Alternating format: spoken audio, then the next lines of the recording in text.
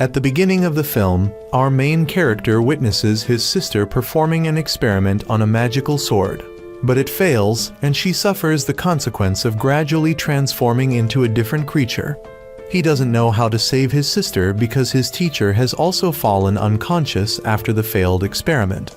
His sister gradually turns into a dragon and flies away. Nearby sorcerers see the dragon and use magic to attack, but the main character blocks all their attacks to let his sister escape. This continent has existed for thousands of years. Dwarves once lived here, but were hunted by dragons to the point of having to hide at the edge of the continent. Then sorcerers were born, and humans also appeared on this continent. 5 years after the opening events of the film, our main character has taken the name Orphan and is chasing 2 kids who borrowed money from him but haven't paid it back. He has to use magic to catch them and demand they repay him, but they complain they don't have the money, so he gives them a beating. A girl who is a royal police officer happens to be chasing these 2 kids because they're wanted. She throws 2 darts but hits a passerby, causing Orphan to speak up. The 2 kids take the opportunity to escape, and the girl has to ask Orphan to heal the person she accidentally hit with the sleep-inducing darts. The girl knows he's an expelled sorcerer, which makes him recall the events of that day. Orphan then goes to his usual restaurant to eat. The owner's son, Magic, is excited because Orphan is a sorcerer.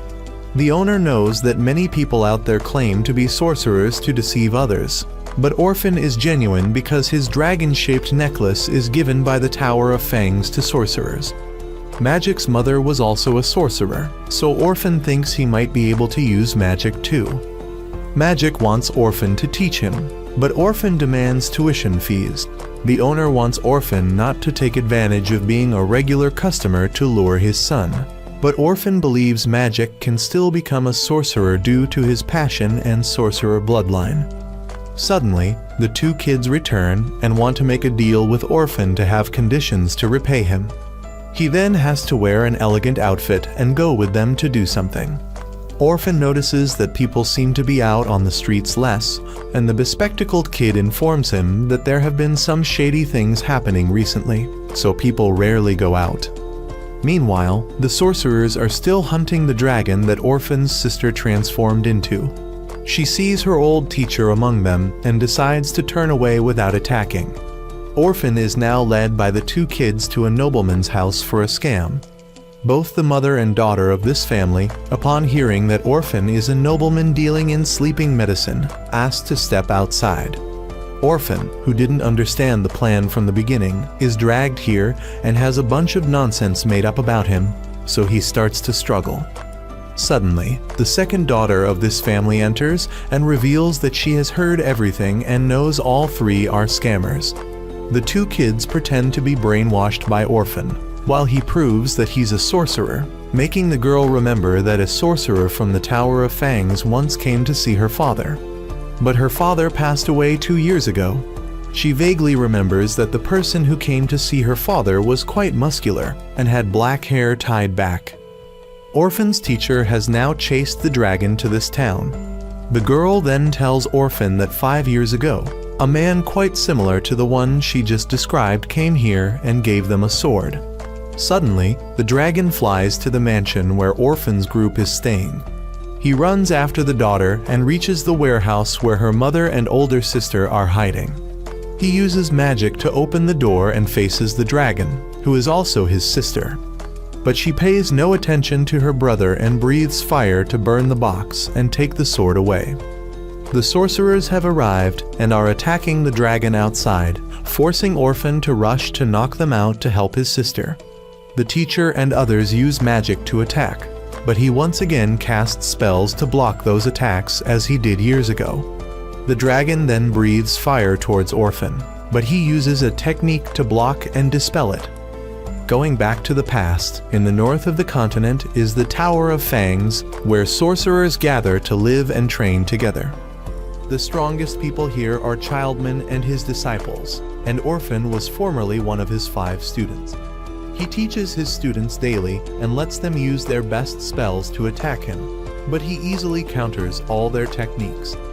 Orphan's sister is Azali, who is known as the Chaos Sorcerer.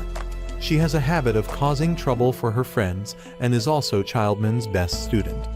Her techniques cause the surroundings to shake, but Childman's magic can still block her attacks. Orphan wants her to restrain herself a bit, but she prefers to be this serious. As a result, she has been given her 50th self-criticism assignment by the teacher. Orphan was then asked by Azali to write the self-criticism for her. She doesn't like writing, so he wants her to cause less trouble to avoid having to write. Friends also advise Azali to limit her disruptive behavior, because Childman's class has been complained about by other classes, and if there's more trouble, they will have to disband. A young man in the class who often makes ridiculous inventions has brought a robot he just made. So Orphan has stood up to be the destroyer of nonsensical inventions. His class at that time was very fun, although they frequently caused trouble for others and often teased each other. Back to the present, Orphan is in jail with 2 kids, or more accurately, 2 dwarves. He could easily escape but doesn't want to become a wanted criminal, so he hasn't left yet. He and that dragon are both sorcerers from the Tower of Fang. Most people there are orphans, and he has been looking for a way to turn Azali back into a human for a long time. He was about to give up when Azali appeared once again, making him determined to find the spell Azali used to reverse it. A former friend named Hart came to call Orphan to meet the teacher.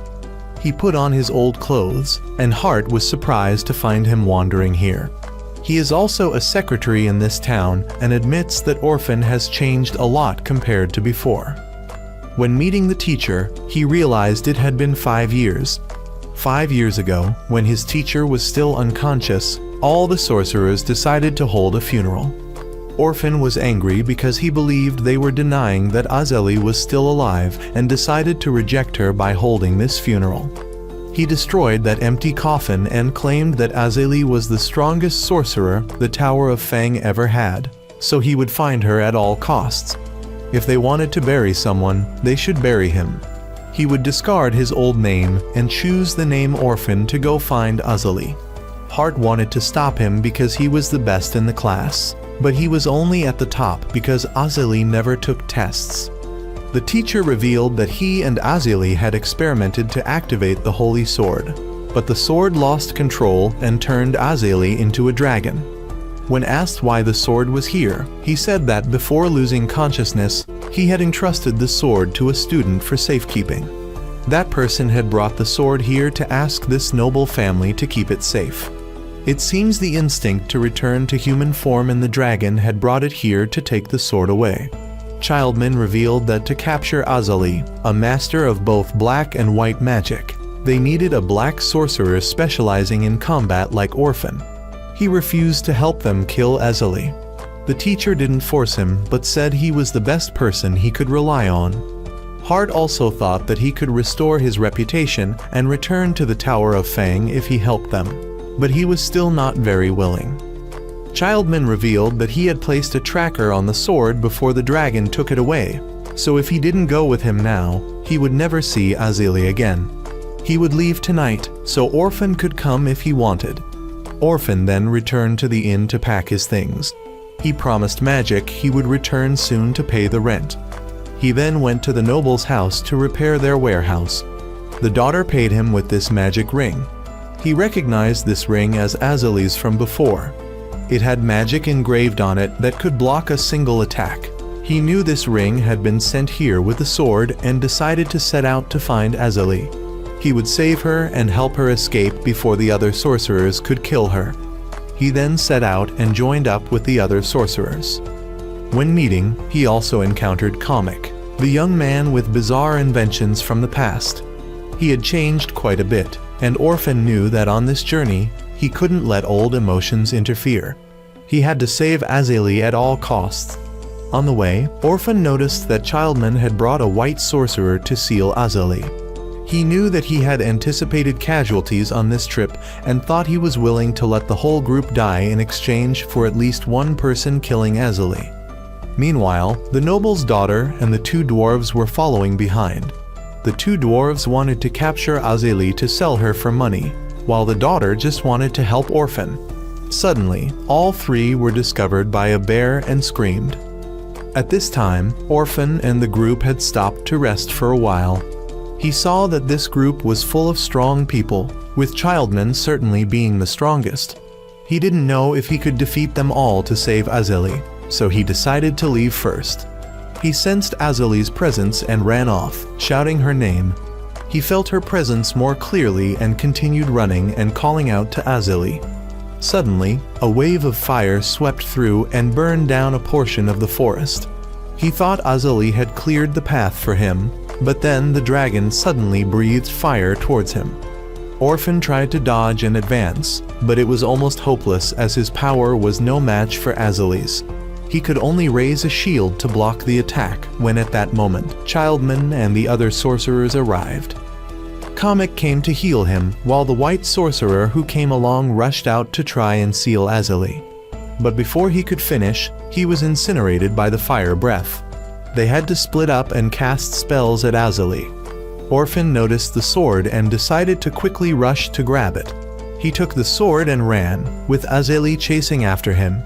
Childman had Heart chase after Orphan, and then Comic became the next to be incinerated. Heart caught up and informed Orphan about Comic's death, saying that if he had just helped them, Comic wouldn't have died, and that what he was trying to do was futile because only Azali knew how to use the sword. Orphan was determined not to return, so there was no choice but to fight Heart. He enveloped Orphan in darkness and rushed to attack, but Orphan used magic to counter it. At that moment, the other three ran up and accidentally hit Heart on the head. He had helped them deal with the bear and decided to help Heart because this might be what he felt was right. He then returned to find that the dragon had dealt with everyone except Childman. He went to support him, and they fought back together. When Childman had an opening, he was about to launch an attack to take down the dragon, but Orphan blocked the attack. So he approached and stabbed Orphan once before launching his own chaos spell to completely destroy the dragon. He then healed Orphan and let him go to the dragon's corpse on his own while he and Heart returned with the sword. Orphan seemed to hear the dragon's last words and realized something. The next morning, he waited on the road that Childman would pass through. He called Childman out to meet. He knew who he really was. He had realized that the soul inside that body was actually Azali, not Childman. Knowing her cover was blown, Azali revealed herself. She knew Orphan was the only one who could see her true self, and she had hoped that one day he would become her ally. She admitted that she had failed in her experiment years ago, lost consciousness, and transformed into a dragon and flew away. 5 years later, when Childman woke up and chased after her, she recognized him and switched consciousness with Childman. She didn't know where the sword was, so she let him find it for her. This sword could transform anyone cut by it into any shape, so she wanted to return to her original form and be with Orphan. But he felt that she had betrayed his trust, so he would oppose her because she had killed Childman. He had entrusted that task to Orphan before he died. They then engaged in battle, with Azali thinking she had struck Orphan, only to miss and be counterattacked. He revealed that he had swallowed the ring, and it had indeed protected him after one hit. He would take the sword away, and she could keep Childman's body, but he was sure that body wouldn't last much longer. Him were about to take the sword, but him had let Azali know that Childman had sacrificed himself for her. He had chased after her to help her return to normal, and the reason he didn't resist when she swapped their consciousnesses was because he wanted to save her. Azali was determined to become someone worthy of Childman, so him left the sword behind. The film takes us back to the past, when Orphan was still living in the Tower of Fang. He and his friends had mischievous days there. He often went around with a dolly, who was always causing trouble, and their friend Tish, who was part of the disciplinary committee and frequently had to resolve issues. Since Childman was rarely at school then, Tish always had to manage this troublemaking group. She threatened Azali that if he kept causing trouble, he'd be punished with 100 strikes. Orphan back then wasn't much of a troublemaker, but because he hung out with a dolly, he often got warnings from Tish. Hart then ran up to report that he had just found a few girls, But Tish threatened to forbid him from approaching any girls anymore, because he would chat up anyone he met and then follow them around. Just then, Comic arrived. He got punched by Tish for running in the hallway. The thing was, Comic was having trouble with his invention. Comic led his two friends to the courtyard, where his invention was causing problems for everyone as it could reflect magic attacks. Hart stepped forward to use wind magic, but it was reflected back and blew him away. Orphan had to step up and use light magic to lock its arms, and Tish from above added another shot to finish it off. The next morning, Azali came to call Orphan for a trip. When they got on the horse carriage to leave, he still didn't know where they were going. After looking around for a while, he realized Azali was taking him home for a visit. They both then returned to their old town, where they had been sent to the orphanage. They went back to their old orphanage. Azali remembered the day Orphan was sent there. At that time, she and Tish were still friends there and were very excited when Orphan arrived. He and these two older girls had many memories together there, until one day both girls were taken to the Tower of Fang, and he didn't see them again until he was also brought there. They then visited the graves of people they knew, and suddenly when Orphan turned around, Azali was gone. She had gone into a nearby ruined house, and just as Orphan was passing by, he called out to Azali many times but got no response. Suddenly someone called his name and told him to go to the orphanage to save his sister. When he returned, he found it quiet, so he knew he had to be cautious as he entered. As soon as he went in, he was suddenly tripped and lost his knife. A creature lunged at him, but he destroyed it with magic. As he went further in, a bucket fell on his head. When he went up the stairs, another cloth fell on his head, startling him. When he entered a room, he saw an image of Azali being harmed and a ghost appeared to attack him. He was angry and couldn't see the attack because the ghost was almost standing still. He was very worried about Azali, but now he only had one option, and he knew the whole house wouldn't survive his next move. He then used a spell called Heart Mirror that caused the whole house to collapse. Azali nearby was also surprised because she had lost to Orphan. That night, she brought things to Orphan. He was surprised that she was unharmed, and she even called him to return as if nothing had happened.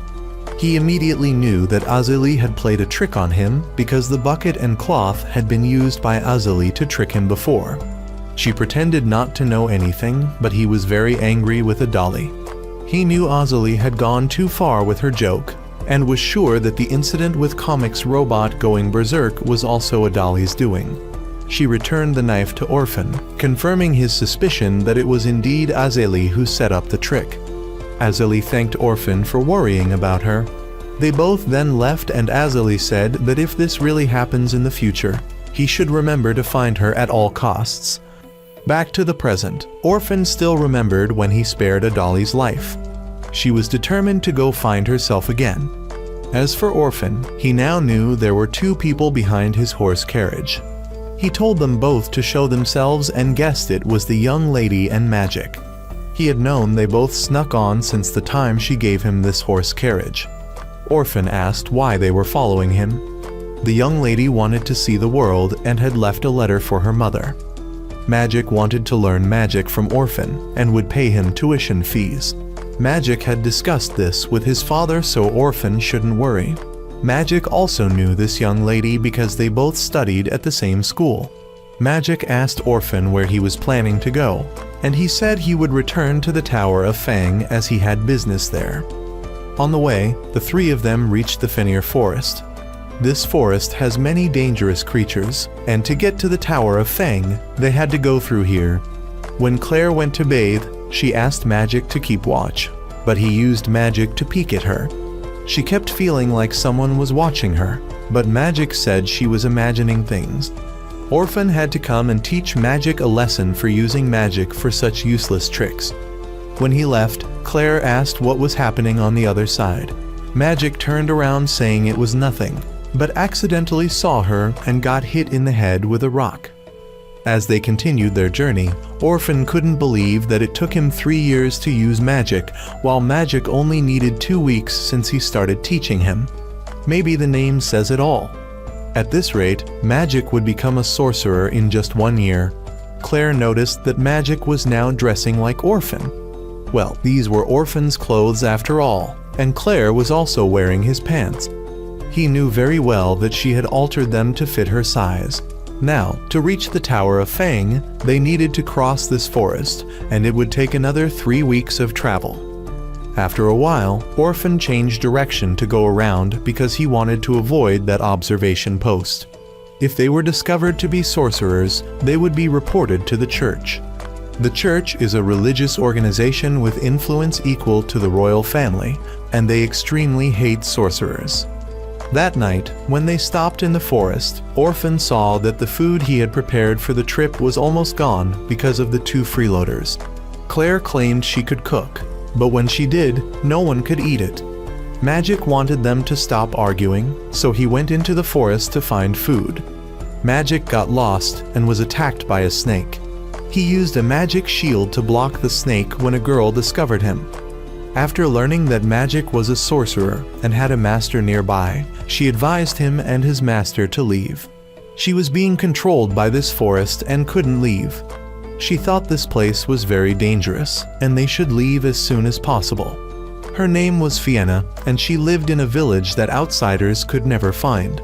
When he asked for some food from her village, they had already come because Magic's group had trespassed into the forest illegally.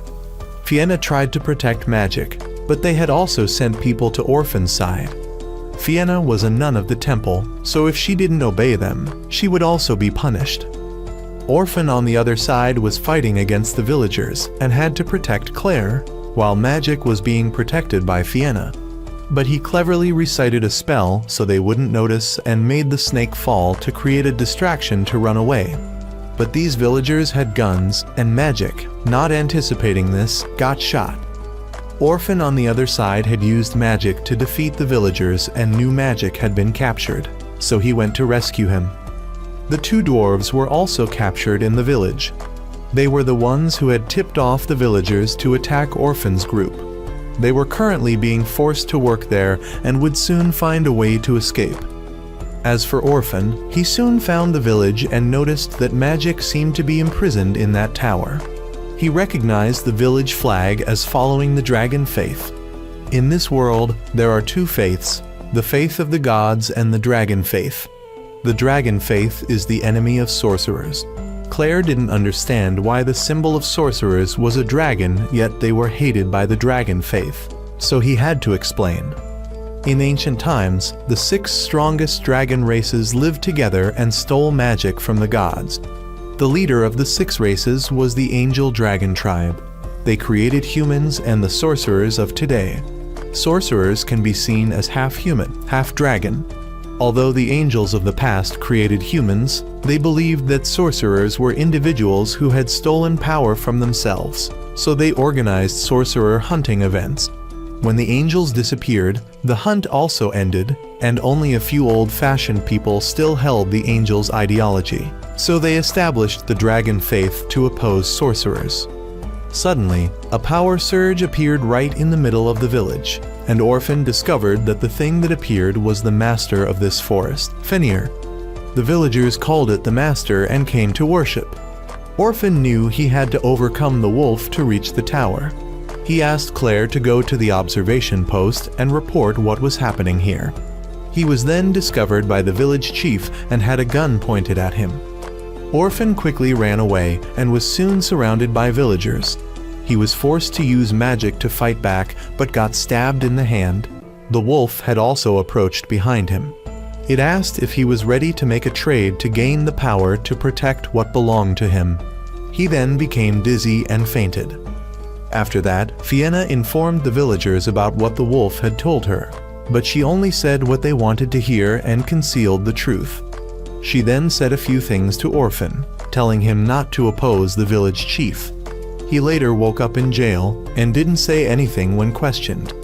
Another person, Solu, came and revealed that Orphan was a black sorcerer from the Fang Tower, but the chief believed that even a black sorcerer would be no match for his gun. He planned to start interrogating Orphan tomorrow. Solu then saw Fienna bringing food to Magic. He knew she had misreported the wolf's words earlier, but he knew she was still doing what was best for the villagers. Magic had regained consciousness by this time. He couldn't believe he had been shot and still survived. The reason he was alive was because she had used healing magic in time before it was too late. Fienna had been living alone in this house without parents, and her only job was to calm the villagers, appearing at the right time and saying the right things. Saving magic was something she did of her own volition. At this moment, the village chief arrived. He wanted Fienna to pack up and prepare to leave with the whole village. He claimed that he had taken her in when she was lost in the forest, but she was actually the one who had found him, so he believed the forest had given her to him. Magic was indignant and said she didn't belong to him. When the chief pulled out his gun, she locked his hand. He reluctantly complied with her wishes, put the gun away, and told her to pack up soon. Magic still insisted on taking Fienna with them, so he remembered that he needed to find Orphan and Claire. But Fienna had already taken Magic to see Orphan in jail. He had been mentally attacked by Fenrir and couldn't move now. This was because he had been trained to deal with such attacks before. Ordinary people would have had their minds shattered by now. Magic thought Orphan was caught because he wasn't good enough, while he had found a way to save Fienna. Orphan knew full well that Magic was trying to act tough in front of a girl. He also thanked Fienna for healing his mind earlier. Fienna then returned to the tower, while Orphan was very angry because the two dwarves had revealed information about his group to this village, leading to their current situation. He was about to deal with both of them when Magic stopped him. At this moment, Solu came down. He drew his knife and rushed towards Orphan. When Magic tried to intervene, he was thrown aside. Solu then engaged in combat with Orphan and realized that Orphan was only pretending to be unable to move. After a while of fighting, he suddenly learned Orphan's former name. Meanwhile, Claire had brought the forest rangers here, but they didn't dare to enter because the church had instructed them to stay away from this place. So Claire had to go in alone. The reason Solu knew about Orphan was because 5 years ago, Orphan had been promised to be the successor of Childman with his talent. Solu then drew his sword. Orphan realized he was a death master, an assassin of the church faction, specially assigned to deal with those who opposed the church. Neither knew why the other was in this desolate place. Before anyone could answer, Claire knocked Solu unconscious to save time. She had brought the forest rangers, so Orphan asked her to tell them to clear the way for him to leave. She refused, knowing he would leave her again, but Fienna had come down and controlled Claire to follow Orphan's words. She then asked Orphan to take the unconscious people away, while she would stay and go with the villagers. She had known Solu was a death master because she had looked into his mind. She wanted Orphan to save Solu because he was the only one who treated her well in this village. Solu had come here to assassinate the village chief, who was formerly a church member but had fled here. She had originally been brought here to soothe Fenrir, but the village chief had gained the trust of the entire village, and they had been actively making guns to fight against sorcerers, even though the royal family had banned the use of guns. She knew the village chief was using her to find the heart of the forest, and once he found it, he would dispose of her. So she wanted to save the most precious people to her before something bad happened. She wasn't afraid of death if it was her destiny, as she had made friends. Orphan was tired of this answer and refused her request, saying that if she couldn't even escape from his hands now, she shouldn't try to act tough. Solu then regained consciousness, and Orphan said he wanted to make a deal with him. He would return the sword as long as Solu led him to the village chief. Meanwhile, Magic was staying with Fienna to protect her. Orphan had gone with Solu to the village chief's house. He wanted to know what the chief was plotting with the heart of the forest. He planned to negotiate and give the chief the name of the person who wanted to kill him. Solu knew he was betraying him, so he rushed forward but was blown away by Orphan. The village chief pulled out a gun to shoot, but Orphan dodged and fired a spell at the gun. The chief needed power to overcome the dragon clan. Just as he pulled the trigger, the gun exploded. He died but managed to tell Orphan that the church was hiding something terrible that could destroy the entire continent. Solu, feeling his job was done, set off to return. Meanwhile, Claire couldn't persuade the forest rangers. She wanted to wait for her friends here. Suddenly, a small dog ran out to Claire. The rangers had chased and beaten it, but it jumped onto her. They informed her it was Fenrir's offspring.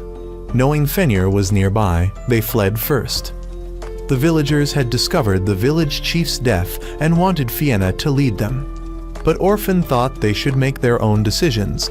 They didn't listen to him and decided to chase Orphan to force him to guide them to the heart of the forest. Fienna and Magic ran out and saw him being chased, so they had to go help. Fenrir had given Fienna some time to leave before it dealt with the entire village. She had separated from Magic. Orphan was currently hiding. He peeked out and was spotted by someone, so he knocked this person out and took their gun. He then met up with Magic and went with him. They were soon driven onto a rooftop and surrounded. Solu had come to pick up Fienna, but she didn't want to leave because she still had things to do. Orphan revealed that he could use teleportation magic. It was quite risky, but could only teleport 10 meters, so they both tried it and managed to teleport to the neighboring rooftop. They temporarily escaped and met Claire when suddenly Fenrir appeared. It started destroying the village, forcing Orphan's group to run to stop it. He threatened it with its offspring, but it didn't care and told him to do whatever he wanted, as it could use resurrection magic. It had originally given the village a chance when it sent Fienna there. She was a corpse that it had resurrected and sent to oversee the village. It was very angry about the village chief's plot to touch the heart of the forest. Now that the chief was dead, the whole village was plotting the same thing, so it had to punish them severely. Orphan wouldn't let it do that and would stop it at all costs. He then pulled out his gun and fired a few shots, but they had no effect. The wolf attacked him with mind magic, but he managed to use a spell to break it. He knew the wolf's ability was to attack through eye contact, so he just needed to limit its vision to break the spell. He then told Magic to use light refraction magic like he had used to peek at Claire. Magic created a refraction zone around the wolf, enough for Orphan to throw the gun in and use magic to make it explode. The wolf was down, but it decided to let Orphan and his group go. It had met Childman before and decided to keep its promise to him about sparing Orphan this time. It was still obsessed with dealing with the village when Fienna arrived. She also had some of its power and decided to sacrifice herself to protect the village. The wolf knew it could no longer control Fienna, so it would deal with her too. But Claire stood up and held up the wolf cub. It had expelled Fenrir back to the forest. Fenrir had warned them about disturbing the forest, and that their freedom would not be eternal. The next morning, the two dwarves had come out of hiding. They thought Orphan had been incinerated by Fenrir, but he had come to remind them about paying their debt. Fienna had left with the villagers for another place. She had thanked Magic and Orphan for helping her escape from being Fenrir's subordinate. She hoped Magic would become a great sorcerer. Orphan's group then set off, and Magic still felt worried about Fienna, but he still wanted to become a sorcerer more. Claire then ran out, and she had brought the wolf cub along. Orphan saw that they already had another mouth to feed. On the way, Orphan dreamed about what the principal had said about his destiny, that he would surpass his teacher, Childman. He woke up and doubted the words he had just remembered. Not long after, all three officially saw the Fang Tower. Magic believed it was where he would become a true sorcerer. At the school at this time, people began to hear news that the fifth elder had been assassinated. If this continues, all the elders will soon be killed. The administration wants to quickly resolve this major case as it affects the safety of Fang Tower, even if they have to use force to solve it. Childman's last student, Fort, now realizes that everything started happening since Childman set out to find Azali. Tish was waiting in Fort's room and asked if Azali had really been defeated, but Fort wanted to solve the elder assassination case first. The killer was described as having black hair and being quite thin, seemingly a sorcerer from the tower. Fort had heard Hart's account of meeting Orphan on the other side of the battle line, and since Childman had also disappeared, Fort suspected Orphan was the killer, and that his actions against the elders were for revenge. Meanwhile, Orphan was bathing his horse when he saw Magic being bullied by Claire again because he criticized her cooking. She had now become proficient in using the wolf cub to attack. Orphan later got into trouble with the forest rangers. Although they knew he was a sorcerer, they didn't want to hand him over to the church because they knew he would be beaten to death. So it was best for him to leave, and they would pretend they hadn't seen him. As he was leaving, he remembered he forgot his dragon-shaped necklace. When he went back in, the forest ranger had been assassinated, and on the wall was his necklace along with a message asking who the heir was. The other two didn't know what he was pondering. Suddenly, the carriage was unexpectedly shot and exploded. Magic and Claire discovered someone in the sky. Magic shot a spell at him, but it was shot back stronger. But the wolf cub blocked the attack for both of them. Orphan was unharmed after the previous attack and returned. He called the other guy a brat, so he used teleportation magic and appeared right in front of him and shot a crystal spell. Magic and Orphan were scratched while Claire was still protected by the wolf cub. Orphan knew this guy was stronger than him, but not yet as strong as the wolf cub. So he told Claire to be careful and hold onto the wolf cub tightly. He didn't know how the guy could use Childman's teleportation magic. Then the guy suggested that perhaps he wasn't really the heir people rumored about. He realized the guy was the one who killed the forest ranger. He rushed in to fight, but the guy completely outmaneuvered him. Claire had the wolf cub attack, but he took the hit directly and turned to attack Claire. However, he missed because a dagger was thrown into his hand. That dagger was from Tish. She said she would take Orphan away, so the other guy revealed his face completely. He was surprised to see it was Orphan's face from 5 years ago. Tish then took Orphan's group back to Fang Tower, and on the way, he introduced Tish to his two siblings and introduced his two siblings to Tish.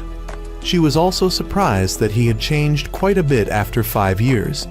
When they arrived at the gate, Tish showed the guards her identity to protect Orphan's group to enter. He wondered about the tight security and learned that there had been many assassinations recently.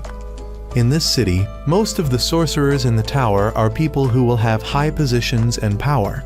The houses given to sorcerers are like mansions, as evident from Childman's house. Meanwhile, the elders all suspected the church was involved in this case. While Orphan knew that Childman's and Fort's information networks should have already detected the assassin by now, Fort was very certain that person was him. Fort had now called Hart. He only saw a blood-stained sword in the old town and suspected that Childman had been killed, and the two who could do it were Azali and Orphan. They all believed Azali was the dragon that had been defeated before, so Orphan would naturally be the suspect. Tish had now brought Orphan's group to her private home. Most sorcerers don't have families because no one wants to send their children to a school with a high student mortality rate like Fang Tower. When they went inside, Orphan met his old cat, but it had completely forgotten him. He saw that Tish still collected strange things.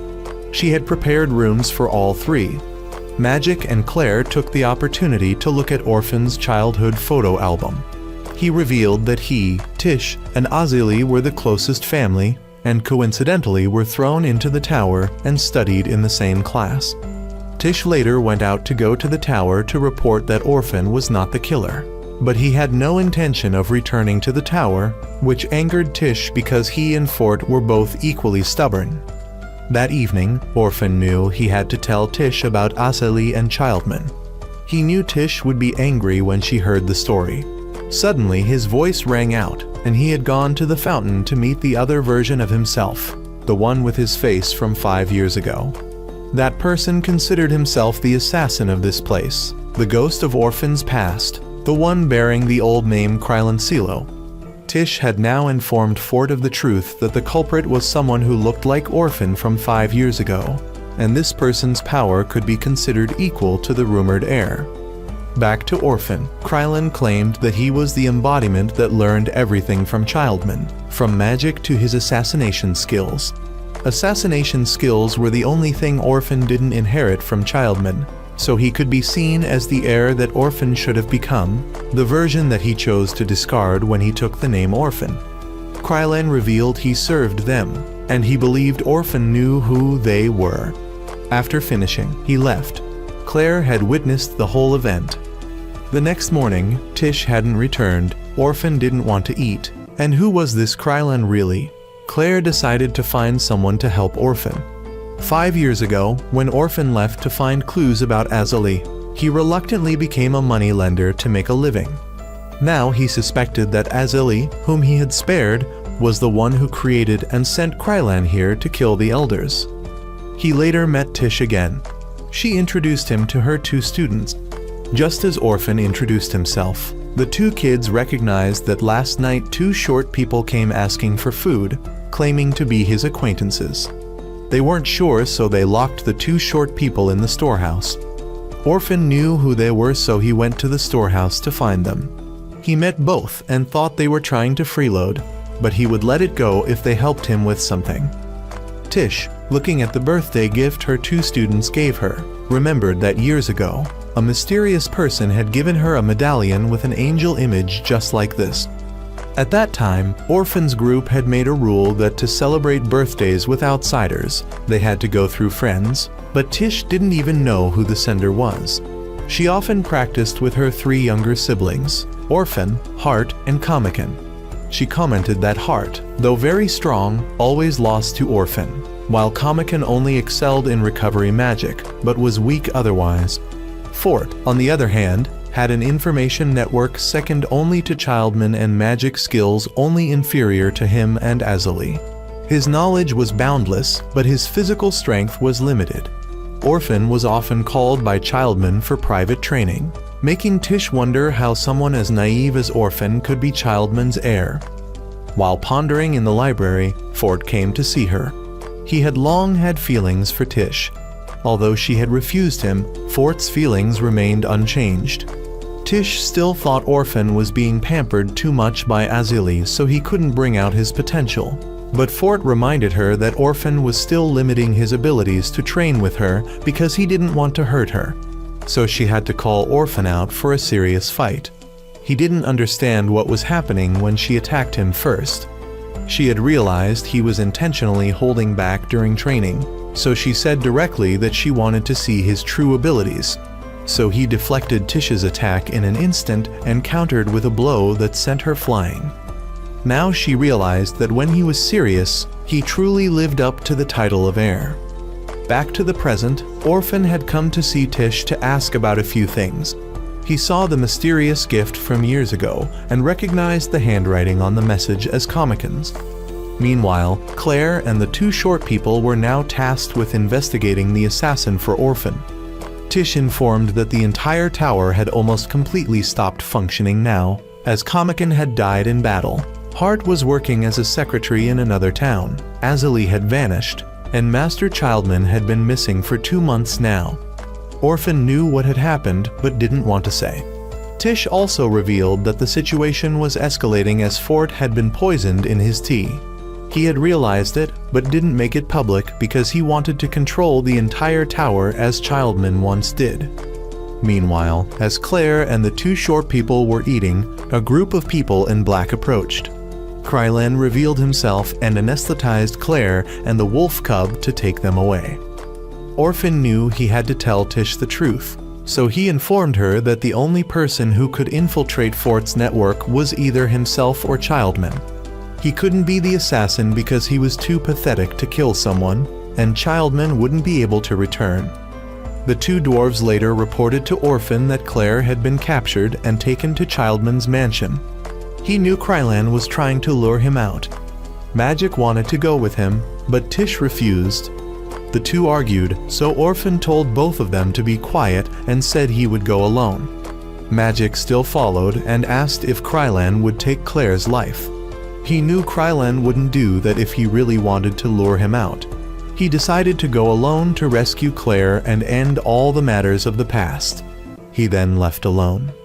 Magic wanted to follow, but Tish's student informed Magic that years ago, The tower wanted to train exceptional people for the court, so they invited Childman to be a teacher.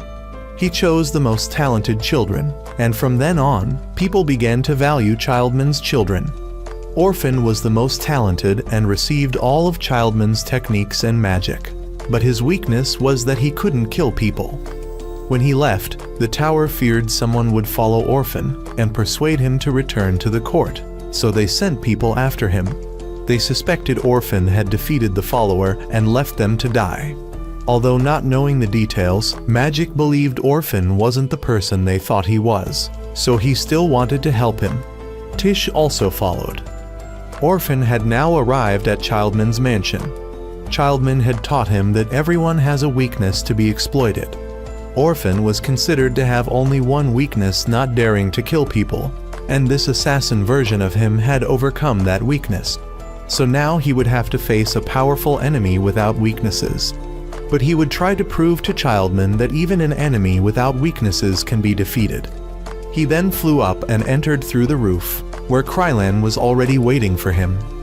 They both continuously cast spells and destroyed Childman's house.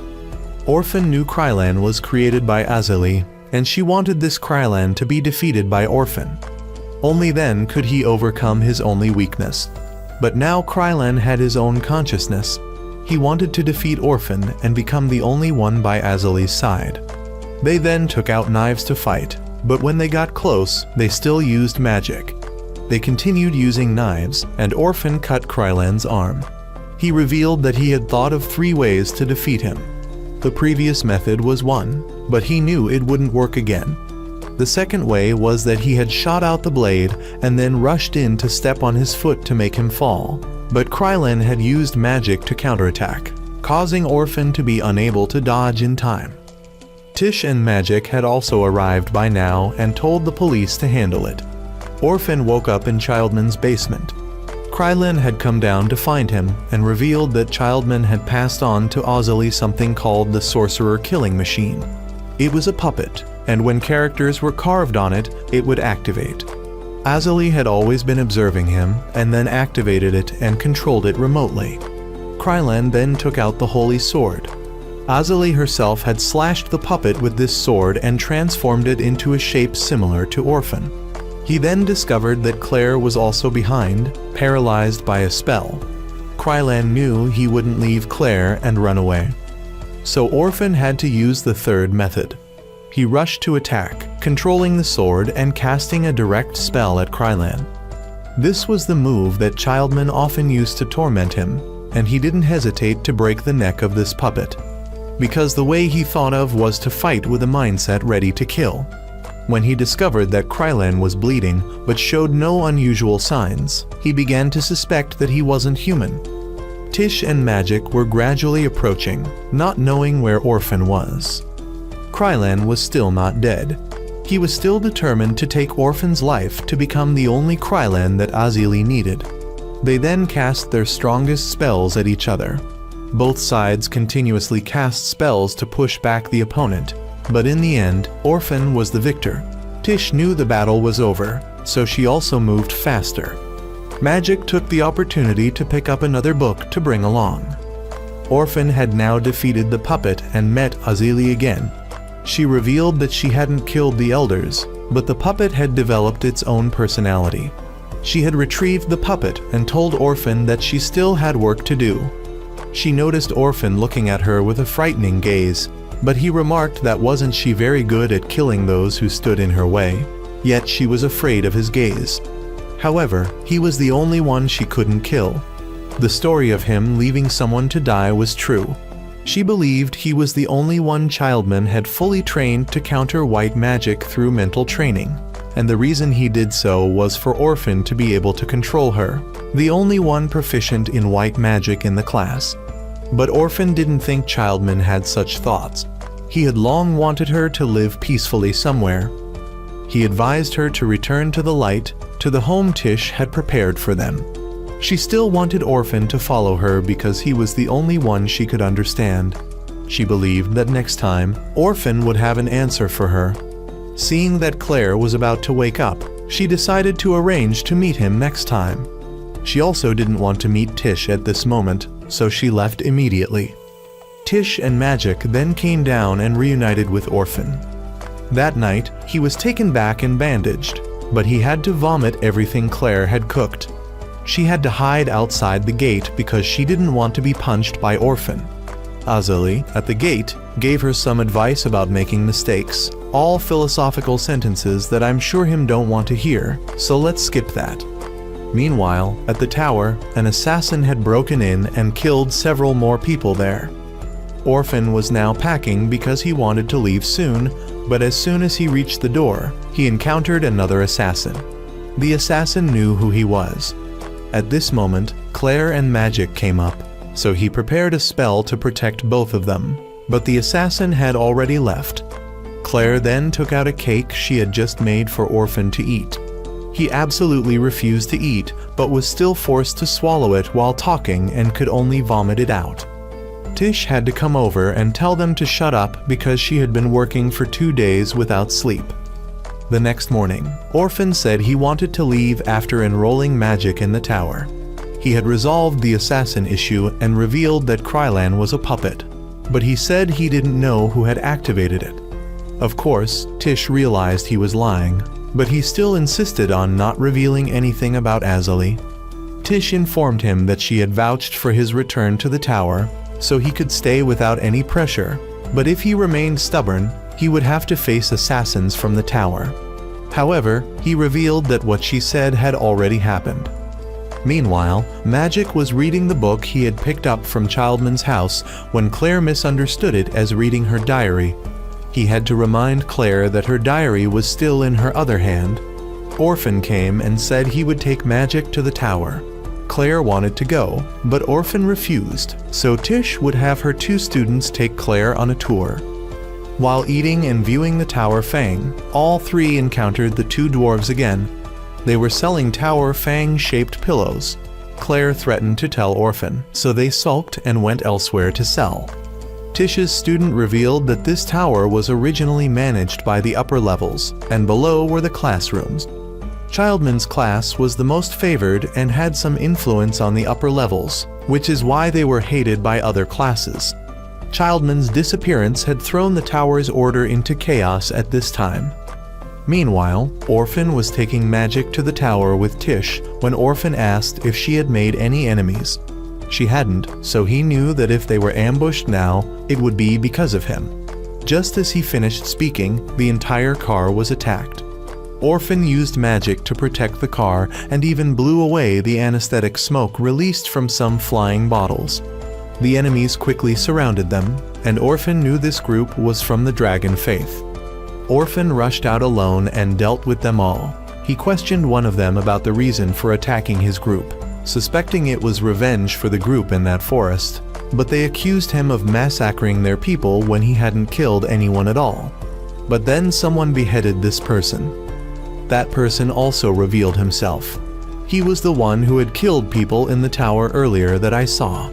He knew Orphan and introduced himself as Hydrant. Tish knew he was from the upper echelons and thought he came to escort them. It seems he was the one Orphan had left for dead before. Orphan then went to the tower's entrance and was called in for a private meeting by Fort's secretary. Fort didn't seem surprised to see Orphan again. He wanted to get straight to the main point about the secretary just now. He was a student of Curlane's class, a rival class to Childman's, and what about this Curlane class? Simply put, the assassin him met last night was from Curlane's class, and so was Hydrant whom him just met. He had sent a report here saying he had found a group of dragon cult followers wandering near the border of this place, so he massacred them and now was exterminating the survivors. The reason Fort only called Orphan in was because he knew Tish would get angry hearing this news, but Orphan was no exception. He went to Curlane's class to find him, and he was already waiting for him there. When he came looking for Hydrant, Curlane informed him that he was no longer a student here. He knew what Hydrant had done but turned a blind eye because his job was just to clean up the dead bodies. Him threatened him not to touch Tish or Magic, or else you'd come after him.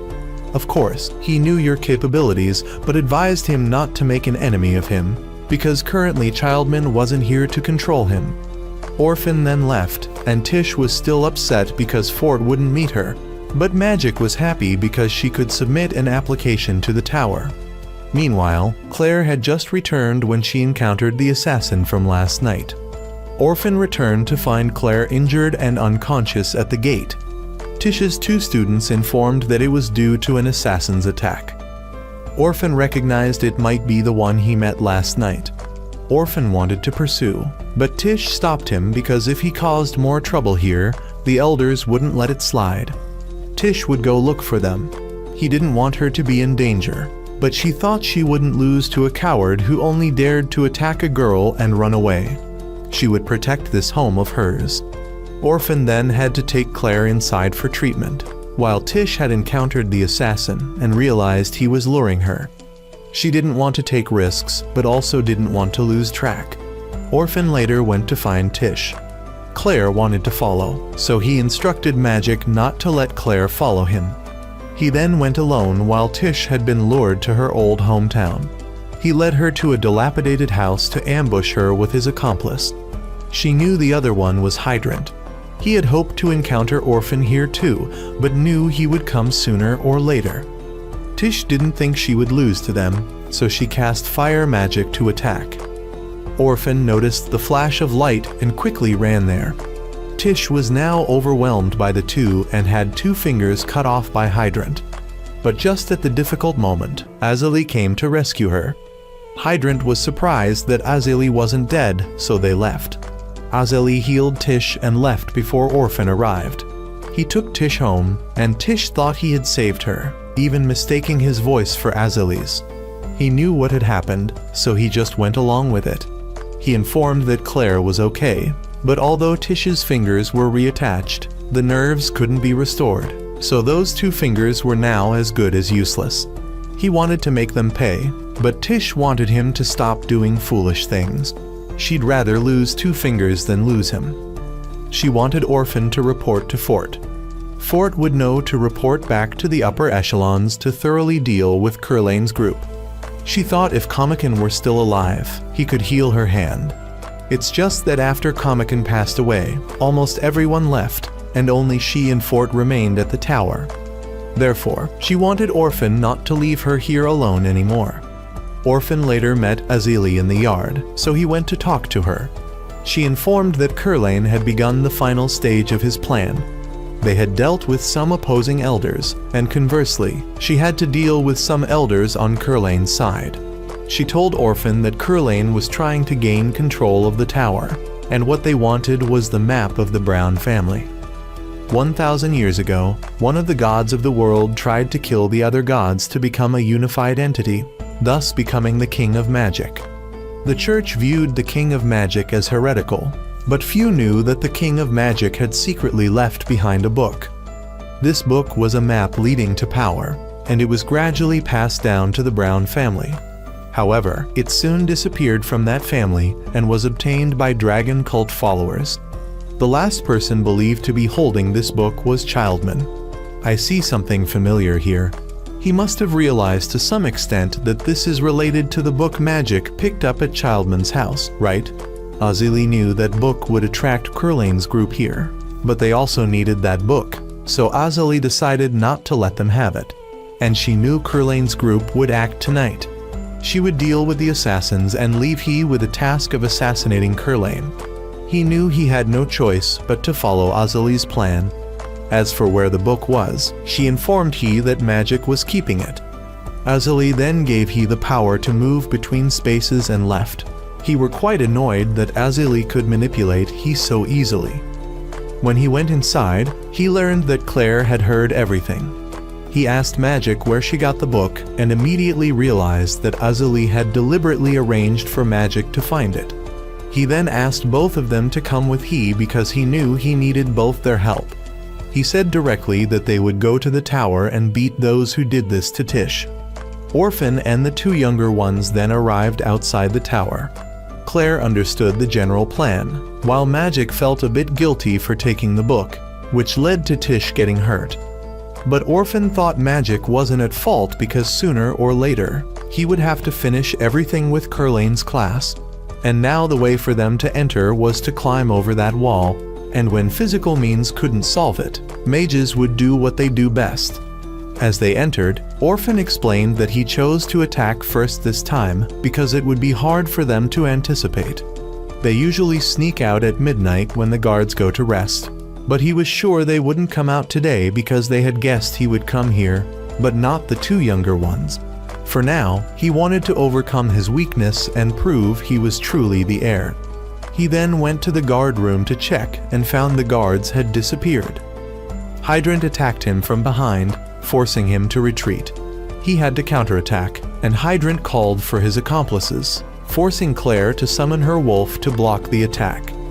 Orphan saw that he didn't care about being discovered by other guards, and Hydrant said that was Curlane's problem. He didn't care about Curlane's fate, but just wanted to settle things with Orphan once and for all. He knew he was the one who hurt Tish, and he knew he had concealed the fact that Azalee was still alive. Orphan then jumped back and lured Hydrant to a suitable place to fight, an old training room where he and Childman's entire class used to practice together. He was still bitter about this scar, the scar he gave him 5 years ago.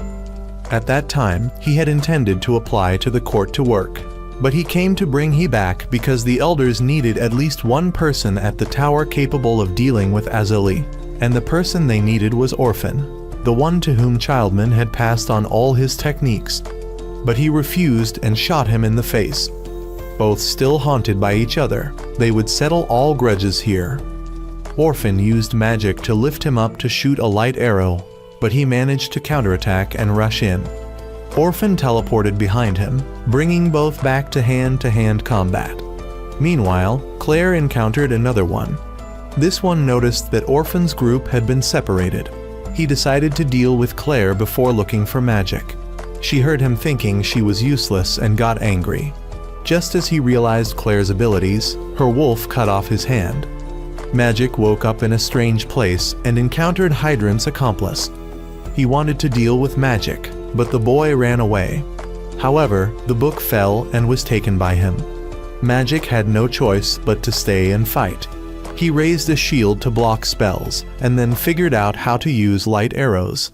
Although he managed to shoot, he missed, so the other guy shot back. Magic somehow learned to teleport and dodged, but those powerful moves had depleted his magic, so Fort stepped in to drive the other guy away. Magic wanted to go reclaim the book, but Fort wanted to let Orphan handle it himself, and from now on, Magic would be his student. Meanwhile, Orphan had used his superior physical skills and techniques to defeat Hydrant. Just as he was about to burn the other half of his face, Claire arrived. She said she had just punched an assassin and was brought here by the wolf. Orphan was glad he had brought her along. He then went with her to Curlane's class.